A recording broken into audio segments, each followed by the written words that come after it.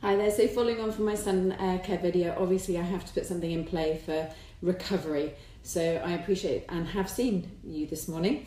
Those that have sunburnt yourselves in the last few days, the heat has been so intense. First of all, get this agua on board. It's very important to hydrate from within because you feel incredibly thirsty, and of course the extremes of that is to go into real overexposure, dehydration, and that's an internal thing, so make sure you stay hydrated. I'm also turning to kefir this morning. Found this beauty of spirulina infused kefir to really help to energize, to replenish, because you're obviously going to be heating much more, you're going to be sweating a little bit more, so you need to replenish your minerals and your elements within the body. So first things first, if you are one of those poor souls that is sunburnt today, the most important thing, of course, is to get your body temperature down. One of the best ways, of course, is to get yourself immersed in a bath of cool water, I'm afraid, not warm. And, a cool shower is okay, but you need to be soaking to kind of get the body temperature to cool down. It's great in high temperatures if you want to avoid paracetamol, if you're feeling unwell. So the best way is to immerse yourself in a cool bath. Other than that, if it's a specific area, then you can actually take something like the bamboo cloths that I give you with your cleansing sets, soak them in really cool water and then use them as a compress. They will soon heat up, so you'll need to soak them back down again and cool them down, but a great on-the-spot relief is to do a compress. You could use a cotton muslin if you've got those to hand as well. Then the other thing is, of course, to kind of get your body temperature to cool down in the long term is to use things like aloe vera, a fantastic anti-inflammatory. So looking, again, you can drink it internally. Pukka do a great aloe vera juice that doesn't have anything else really within it. It's got a really pure quality to it. And of course you can actually use aloe vera on your skin, and you can often get it in a gel form. Of course, if you've got the plant, crack it open, smooth it on, just take it straight from the plant.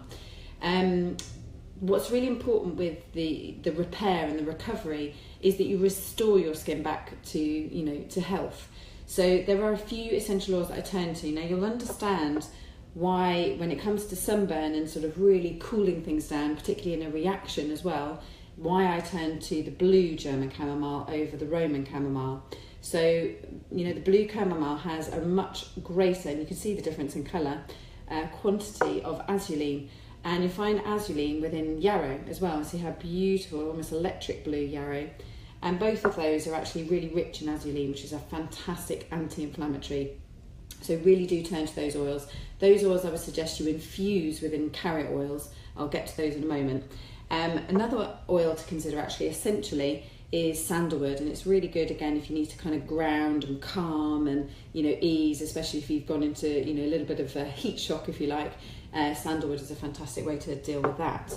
So what carriers you can put these oils into? Well, firstly, shea butter. You cannot beat shea butter. In fact, I carry a little pot round with me. I've just taken this out of my bag, hence it's almost gone. The great thing about shea butter is, one, it actually has a very low SPF, unfortunately a lot, strong enough to help us in the sun, but it's about SPF 4. Now, the great thing about it is it helps to knit the skin together again, so it helps to repair, particularly when you think about what happens after sunburn is, of course, that everything dries up, becomes flaky, and then you have to deal with the peeling afterwards. So get the shea butter on as quickly as possible. It's also a very neutral ingredient as well, so it's really good in the early stages, and then infuse the oils as your skin becomes a little bit more receptive to that. The other oils that I would suggest you go on to using, so it's kind of a process really of, obviously cool, calm, reduce the temperature, but then you need to rebuild the strength in the skin again. So I tend to turn to oils like hazelnut, wheat germ is another good one as well, but they're really rich sources of vitamin E, and vitamin E gives you the strength within your skin again, the bounce, the resilience. So definitely consider hazelnut, but also wheat germ is another one. Wheat germ is quite thick on its own, so you will want to blend it with something else, so olive, sunflower, or if you like, pop it with the hazelnut and boost your chances of vitamin E quality. Going forward even further, thinking about, of course, the effects of sun damage lead to pigmentation, they lead to premature aging of the skin, so really important to boost your levels of vitamin A. So that's when I return to rosehip. Rosehip is a beautiful sort of dark browny colour. I remember, sort of crushing the rosehips when I was a kid, but not appreciating then how much quality of vitamin A is in here. So when you're talking about sort of premature aging, smoothing, refining the skin, then definitely turn to vitamin A. Okay, So I'm sorry if you missed the sun protection video and you didn't get it in time and you are sunburnt as a result, then definitely turn to this video to help repair the skin. But remember, it's all about cooling the body temperature, which compresses and cool baths are the best way initially, and then turning to shea butter to stop the peeling. Add in the essential oils, you know, yarrow, blue German chamomile, sandalwood is another option. And then you've got to boost the vitamin E levels. So hazelnuts, wheat germ, combine the two, best of both worlds, and then on to rosehip. But most of all, guys, stay hydrated.